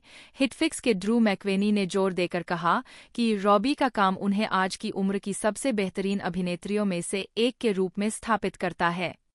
37-38 2015 की उनकी चौथी रिलीज एडम मैके की comedy drama the big short में एक कैमियो उपस्थिति थी, जिसमें वह बाथटब में रहते हुए सबप्राइम मॉर्गेज को समझाने के लिए चौथी दीवार को तोड़ती है। द बिग शॉर्ट एक व्यावसायिक और आलोचनात्मक सफलता थी और रॉबी का कैमियो 6 साल बाद गेमस्टॉप शॉर्ट स्क्वीज के मद्देनजर एक ट्रेंडिंग टॉपिक बन गया, क्योंकि उनके स्पष्टीकरण ने गेमस्टॉप और संबंधित स्टॉक के साथ क्या हो रहा था इसके लिए संदर्भ बिंदु प्रदान किए। 39 2016 से 2018 विश्वव्यापी मान्यता। 2016 में रॉबी ने फिकारा और रिक्वा के साथ फिर से काम किया। द तालिबान शफल के फिल्म रूपांतरण में ब्रिटिश युद्ध संवाददाता की भूमिका निभाई, जिसे व्हिस्की टैंगो फॉक्सट्रॉट कहा जाता है, जिसमें टीना फे और मार्टिन फ्रीमैन सहकलाकार थे। 40-41 उस वर्ष के अंत में रॉबी ने डेविड येट्स की adventure film the legend of torsion में जेन पोर्टर की भूमिका निभाई। वह अपना वजन कम न करने और यह सुनिश्चित करने को लेकर अड़ी हुई थी कि भूमिका पिछले टार्जन रूपांतरणों की तरह संकट में फंसी युवती की न हो। 42 फिल्म की समीक्षा आमतौर पर प्रतिकूल थी। 43 लेकिन द न्यूयॉर्क टाइम्स की मनोहला दरगिस ने रॉबी को अलेक्जेंडर स्कार्सगार्ड और सैमुअल एल जैक्सन के साथ सभी पुरुष कलाकारों के साथ उनकी सहायक भूमिका में खुद को संभालने का श्रेय दिया।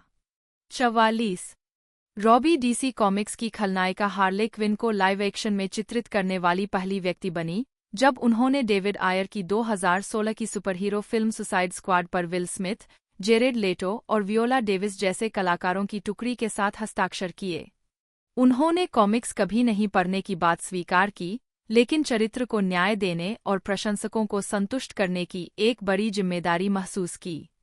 45 रॉबी ने फिल्म की शूटिंग से 6 महीने पहले सुपरविलेन की भूमिका के लिए तैयारी शुरू कर दी थी। उनके शेड्यूल में जिम्नास्टिक, मुक्केबाजी, एरियल सिल्क प्रशिक्षण और 5 मिनट तक पानी के नीचे अपनी सांस रोकना सीखना शामिल था।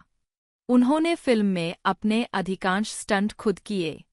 46 सुसाइड स्क्वाड एक व्यावसायिक सफलता थी। 47 टाइम के लिए लिखते हुए स्टेफनी जेरेक ने चरित्र में खामियां खोजने के बावजूद रॉबी को एक आपराधिक रूप से आकर्षक अभिनेत्री लगभग हर तरह से पसंद करने योग्य पाया। 48 और द अटलांटिक के क्रिस्टोफर ओर ने उनके प्रदर्शन को वास्तव में भयानक कहा। 49 वार्षिक पीपुल्स चॉइस अवार्ड्स समारोह में उन्होंने पसंदीदा एक्शन मूवी अभिनेत्री का पुरस्कार जीता और उन्हें एक्शन मूवी में सर्वश्रेष्ठ अभिनेत्री के लिए क्रिटिक्स चॉइस मूवी अवार्ड से भी सम्मानित किया गया। 51 अक्टूबर 2016 में रॉबी ने एनबीसी की देर रात sketch comedy Saturday night live के सीजन 42 के प्रीमियर की मेजबानी की। उनके प्रदर्शन में इवांका ट्रंप की पैरोडी शामिल थी। 52 रॉबी ने साइमन कर्टिस की गुडबाय क्रिस्टोफर रॉबिन 2017 में डोमनॉल ग्लीसन के साथ सहयोग किया, जो विनीत पू निर्माता ए मिलने के जीवन के बारे में एक जीवनी नाटक है, और उसका परिवार। फिल्म और उसके अभिनय को मामूली समीक्षा मिली और यह व्यावसायिक रूप से असफल रही। 55 2016 में रॉबी 2017 की उनकी अंतिम रिलीज और लकी चैप एंटरटेनमेंट की पहली रिलीज क्रेग गिलेस्पी की sports black comedy I Tonya थी, जो अमेरिकी figure skater Tonya Hardinge, Robbie के जीवन और प्रतिद्वंद्वी नैन्सी केरिगन पर 1994 के हमले से उनके संबंध पर आधारित थी। तैयारी में रॉबी ने हार्डिंग से मुलाकात की, उनके पुराने फुटेज और इंटरव्यू देखे, हार्डिंग के पैसिफिक नॉर्थवेस्ट उच्चारण और अलग-अलग उम्र में मुखर स्वर में बात करने के लिए एक वॉयस कोच के साथ काम किया और कोरियोग्राफर सारा कवाहारा के साथ कई महीनों तक कठोर स्केटिंग निर्देश प्राप्त किए। 56-57 आई टोन्या का प्रीमियर 2017 के टोरंटो अंतर्राष्ट्रीय फिल्म महोत्सव में हुआ और इसे आलोचकों की प्रशंसा मिली। 58 मेट्रो के जेम्स लक्सफोर्ड ने इसे रॉबी का अब तक का सर्वश्रेष्ठ प्रदर्शन माना और द ऑब्जर्वर के मार्क केरमोर ने लिखा, बदनाम स्टार की इस व्यंग्यपूर्ण उत्तर आधुनिक कहानी में मार्गोट रॉबी का प्रदर्शन एक 2D फोर्स बवंडर है, जो प्रभावशाली रूप से प्रभावशाली शारीरिकता के साथ बारीक चरित्र विकास को संतुलित करता है। 59-60 उन्हें अपने प्रदर्शन के लिए कई पुरस्कार मिले, जिसमें एक अकादमी पुरस्कार, एक बाफ्टा पुरस्कार, एक गोल्डन ग्लोब पुरस्कार, एक स्क्रीन एक्टर्स गिल्ड पुरस्कार और एक क्रिटिक्स चॉइस मूवी पुरस्कार के लिए नामांकन शामिल है, सभी सर्वश्रेष्ठ अभिनेत्री के लिए। 61 रॉबी ने 2018 की शुरुआत पीटर रैबिट में फ्लॉप्सी रैबिट की आवाज की भूमिका के साथ की, जो निर्देशक विल ग्लक की एक एनिमेटेड कॉमेडी है, जो बीट्रिक्स पॉटर बुक सीरीज पर आधारित है। एनिमेटेड फीचर बॉक्स ऑफिस पर सफल रही, जिसने $50 मिलियन के प्रोडक्शन बजट के मुकाबले दुनिया भर में $351.3 मिलियन की कमाई की। 62 उनकी अगली 2018 की फिल्में नियोनोयर थ्रिलर टर्मिनल और कॉमेडी हॉरर स्लॉटर हाउस रूलज आलोचनात्मक और व्यावसायिक रूप से असफल रहीं। जोशी राउर के द्वारा निर्देशित ऐतिहासिक drama Mary queen of Scots 2018 की उनकी अंतिम रिलीज थी। फिल्म में साओर्से रोनन ने टिट्युलर किरदार और रॉबी ने उनकी चचेरी बहन क्वीन एलिजाबेथ आई की भूमिका निभाई। 63 शूटिंग के प्रत्येक दिन से पहले वह मेकअप कुर्सी पर 3 घंटे बिताती थी, जबकि फोड़े और फफोले पर पेंट की गई कृत्रिम नाक लगाई जाती थी। 64 आलोचकों ने इसकी पटकथा और कई ऐतिहासिक अशुद्धियों के लिए फिल्म को खारिज कर दिया, लेकिन रॉबी और रोनन के अभिनय की प्रशंसा की। 65 द रैप की योलांडा मचाडो ने लिखा, रोनन और रॉबी को 2 पौराणिक रूप से जटिल चरित्रों को निभाने के लिए धन्यवाद और दोनों भूमिकाओं को पूरी तरह से अपनाना। रोनन की उग्र मैरी और रॉबी की भावनात्मक रूप से जटिल एलिजाबेथ वास्तव में स्क्रीन पर दिव्य राज करती है। 66 अपने चित्रण के लिए रॉबी को बाफ्टा पुरस्कार और स्क्रीन एक्टर्स गिल्ड पुरस्कार के लिए नामांकन मिला। 67 वियोला डेविस बटा VAOL बटा VYOL जन्म 11 अगस्त 1965, एक अमेरिकी अभिनेत्री और फिल्म निर्माता है। स्क्रीन और स्टेज पर अपने काम के लिए जानी जाने वाली उनकी प्रशंसाओं में ट्रिपल क्राउन ऑफ एक्टिंग और EGOT दोनों शामिल है। टाइम ने उन्हें 2012 और 2017 में दुनिया के 100 सबसे प्रभावशाली लोगों में से एक बताया। 2020 में द न्यूयॉर्क टाइम्स ने उन्हें 21वीं सदी के महानतम अभिनेताओं की सूची में 9वां स्थान दिया। 4-5 जुइलियार्ड से स्नातक डेविस ने सेंट्रल फॉल्स, रोड आइलैंड में अपना करियर शुरू किया, जहां उन्होंने छोटे स्टेज प्रोडक्शन में काम किया। 1990 के दशक के अंत और 2000 के दशक की शुरुआत में फिल्म और टेलीविजन में छोटी भूमिकाओं के साथ स्क्रीन पर आने से पहले उन्होंने 2 टोनी पुरस्कार जीते, एक नाटक में सर्वश्रेष्ठ फीचर्ड अभिनेत्री और एक नाटक में सर्वश्रेष्ठ अभिनेत्री। 2001 में अगस्त विल्सन के किंग हेडली 2 के ब्रॉडवे प्रोडक्शन में टोन्या की भूमिकाओं और विल्सन के नाटक फेस 2010 के ब्रॉडवे पुनरुद्धार में रोज मैक्ससन की भूमिकाओं के लिए। 6 ड्रामा डाउट 2008 ने डेविस को अपना पहला अकादमी पुरस्कार नामांकन दिलाया। उन्हें द हेल्प 2011 में 1960 के दशक की गृहिणी की भूमिका निभाने के लिए सर्वश्रेष्ठ अभिनेत्री के लिए अकादमी पुरस्कार और बायोपिक मा रेनीज ब्लैक बॉटम 2020 में मा रेनी की भूमिका के लिए नामांकन मिला। उन्होंने 2016 की फिल्म फेंस के रूपांतरण में अपनी भूमिका को दोहराने के लिए सर्वश्रेष्ठ सहायक अभिनेत्री का अकादमी पुरस्कार जीता।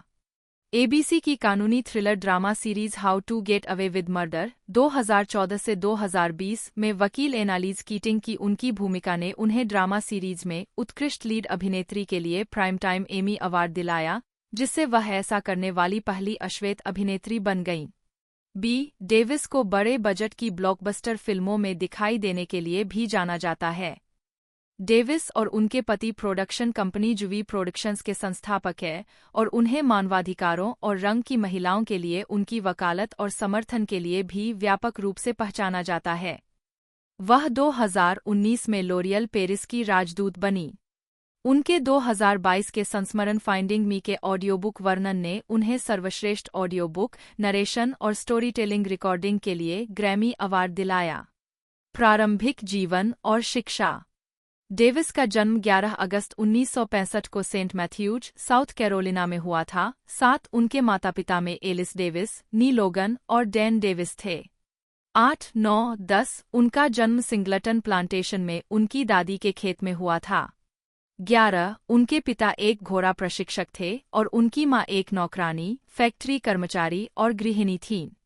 12, 13, 14 वह 6 बच्चों में दूसरी सबसे छोटी है। उनकी 4 बहनें और एक भाई है। 15 उनके जन्म के तुरंत बाद उनके माता-पिता डेविस और उनके 2 बड़े भाई-बहनों के साथ सेंट्रल फॉल्स, रोड आइलैंड चले गए और उनके अन्य भाई-बहनों को उनके दादा-दादी के पास छोड़ दिया। 10 उनकी माँ भी नागरिक अधिकार आंदोलन के दौरान एक कार्यकर्ता थी। 14 जब वह 2 साल की थी तो नागरिक अधिकारों के विरोध के दौरान गिरफ्तार होने के बाद डेविस को उसकी मां के साथ जेल ले जाया गया था। 16 उसने खुद को बचपन के दौरान घोर गरीबी और शिथिलता में रहने के रूप में वर्णित किया है। 17 चूहा पीड़ित और निंदित अपार्टमेंट में रहने को याद करते हुए। 18 डेविस अभिनेता माइक कोल्टर के दूसरे चचेरे भाई है, जिन्हें मार्वल कॉमिक्स के चरित्र ल्यूक केज को चित्रित करने के लिए जाना जाता है। 19 डेविस ने सेंट्रल फॉल्स हाई स्कूल में पढ़ाई की, जिस अल्मा मेटर को वह कला में अपनी भागीदारी के साथ मंच अभिनय के अपने प्यार का आंशिक रूप से श्रेय देती है। 20 एक किशोरी के रूप में वह संघीय ट्रियो अपवर्ड बाउंड और ट्रियो छात्र सहायता सेवा कार्यक्रमों में शामिल थीं। 21 वेस्ट वारविक, रोड आइलैंड में young people's school for the performing arts में दाखिला लेने के दौरान डेविस की प्रतिभा को कार्यक्रम के एक निदेशक बर्नार्ड मास्टरसन ने पहचाना। 22 हाई स्कूल से स्नातक होने के बाद डेविस ने रोड आइलैंड कॉलेज में अध्ययन किया, थिएटर में प्रमुखता हासिल की और 1988 में स्नातक होने से पहले नेशनल स्टूडेंट एक्सचेंज में भाग लिया। इसके बाद उन्होंने 4 साल तक जुइलियार्ड स्कूल में पढ़ाई की। 13, 14 और स्कूल के ड्रामा डिवीजन ग्रुप 22 इंच 1989 से 93 की सदस्य थीं। 23 आजीविका। मंच पर प्रारंभिक कार्य और सफलता 1992 से 1999। 1992 में डेविस ने अपनी पहली पेशेवर स्टेज भूमिका में अभिनय किया, जो विलियम शेक्सपियर की कॉमेडी यज यू लाइक इट का एक ऑफ ब्रॉडवे प्रोडक्शन था, जिसमें डेनिस के रूप में एलिजाबेथ मैकगवर्न के साथ डेलाकोर्ट थिएटर में काम किया। 1996 में डेविस ने कीथ डेविड के साथ वेरा के रूप में अगस्त विल्सन के 7 गिटार के मूल ब्रॉडवे प्रोडक्शन में अपना ब्रॉडवे डेब्यू किया। यह नाटक 6 मार्च को वाल्टर केयर थिएटर में ब्रॉडवे पर खुला। उन्होंने अपने प्रदर्शन के लिए आलोचनात्मक प्रशंसा अर्जित की। 24-25 उसी वर्ष डेविस को 1996 में एक दिन का काम करने के लिए स्क्रीन एक्टर्स गिल्ड कार्ड मिला। 26 डेविस ने ब्रॉडवे के बाहर विभिन्न प्रस्तुतियों में अभिनय करना जारी रखा और NYPD ब्लू 1996 और न्यूयॉर्क अंडरकवर 1996 के एपिसोड सहित टेलीविजन पर छोटे छोटे हिस्सों में दिखाई दी।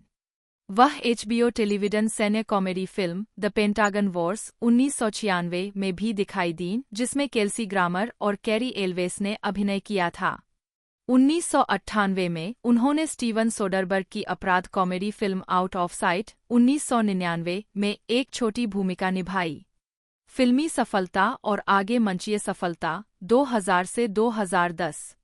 2001 में वह ऑगस्ट विल्सन के एक अन्य नाटक किंग हेडली 2 में ब्रॉडवे स्टेज पर लौटीं, जिसमें उन्होंने टोन्या का किरदार निभाया, जो गर्भपात के अधिकार के लिए वाकपटुता से लड़ने वाली 35 वर्षीय माँ थी।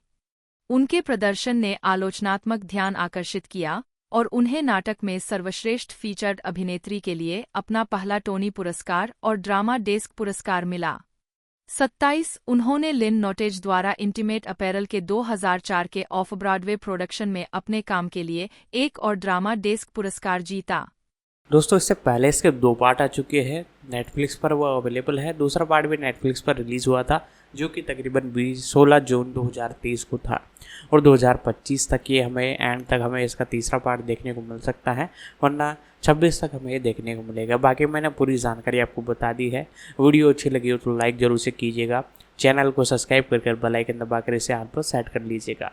बाकी आज की इस वीडियो में दोस्तों इतना ही, मिलते हैं अगले वीडियो में।